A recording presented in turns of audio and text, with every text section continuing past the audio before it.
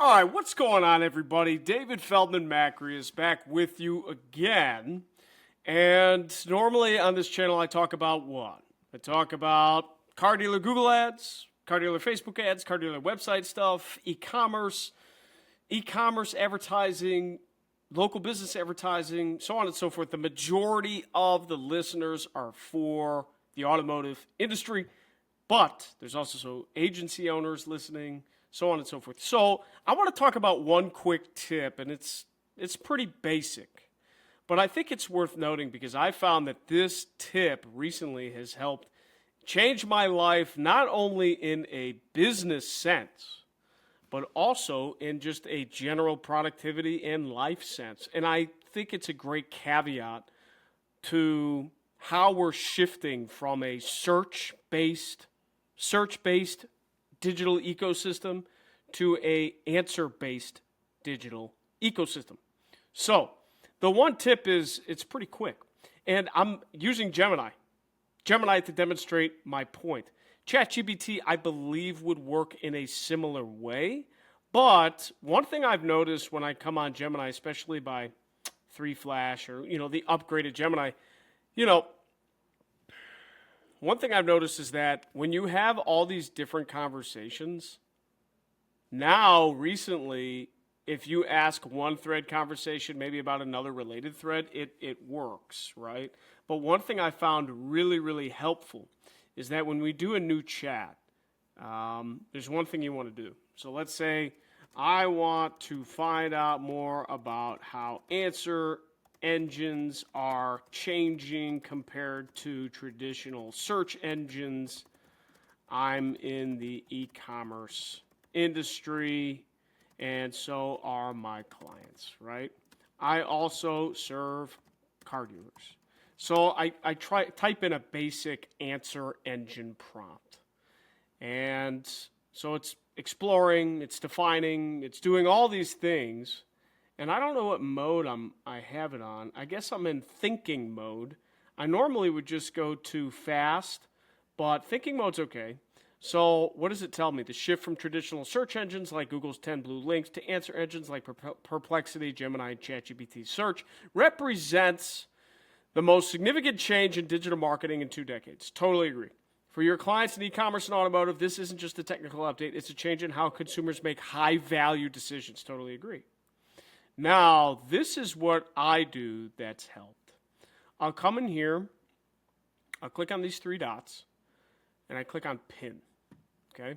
And I'm going to pin this thread. Most people I see using these platforms, at least in the small sample size that I've done so far, they don't pin threads. Why would you pin a thread? Just like you would pin a tab. You want to keep it, oops, I duplicated. You want to keep it locked there. You want it to remember things. Well, pinning a thread actually functions as the same thing. And the best part is it remembers your conversational history. If you've ever used Gemini or ChatGPT to create something and you've played around with it, you'll notice, let's say you use Gemini or ChatGPT to create some sort of essay or document or whatever. And if you want it to refine itself, right? If you want it to, you want to refine it, you want to make changes, this and that, you'll notice that when you ask it to do something, like let's say you had 3 paragraphs and you wanted to change the second paragraph by a few sentences. If you ask it to do that, it'll do that most of the time. But oftentimes you'll see it changes something in the first and the third paragraph too that you didn't want it to do. Why does it do that? Because it's an imperfect system and it's trying to decipher your language to fit it to the best intent. It doesn't always do exactly what we want it to do. So the cool thing about pinned tabs is it better remembers the context of the conversation. So I've used this actually for personal development too, and business, but I was working on a project for, many weeks and actually even months. And I, can remember certain things in my head. So I asked Gemini to say, hey, what did I talk about a month ago? If I didn't pin that tab, it wouldn't have remembered what I talked about a month ago as well. That's what I've learned. Now, Gemini and Gemini and ChatGPT and all these LLM models are changing so frequently, so that might change by the time someone watches this. But in December 21st, 2025, that's what I find helps. And it helps remember the conversational thread and architecture. Actually, I've kept pin tabs open for so long that what ends up happening with so many chats, it just gets slower and slower and slower and slower, because what does it do? It has to remember everything it talked about. So a lot of the times, especially in fast, right, when we go, instead of thinking mode, we go to fast or whatever GPT's equivalent is, it will just output an answer. But if you want to keep the context of your conversation, or you're working on a long-term project or what have you, pinning the tab is great, because you can reference things you talked about, and then you keep the conversation going. That's what I find to be the best application, because a lot of the things, at least that I work on, are projects that aren't necessarily done in a day. They aren't done in a day or two or three, or maybe sometimes weeks or months. So I want to pin a tab to say, okay, let's take this as an example. I might rename this and call it Answer Engine Education. And then I might say something like, hey, I want to pin this tab so you remember all of the context, as I'll be wanting to know more about this topic for a long period of time. Also, I'd like daily updates on this topic. Can you schedule a daily update?